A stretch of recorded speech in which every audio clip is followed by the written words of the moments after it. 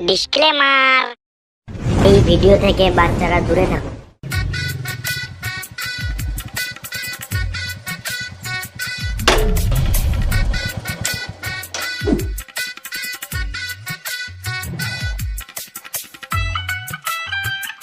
চাচা চা দাও।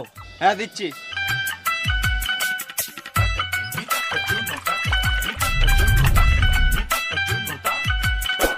এ লাও চা।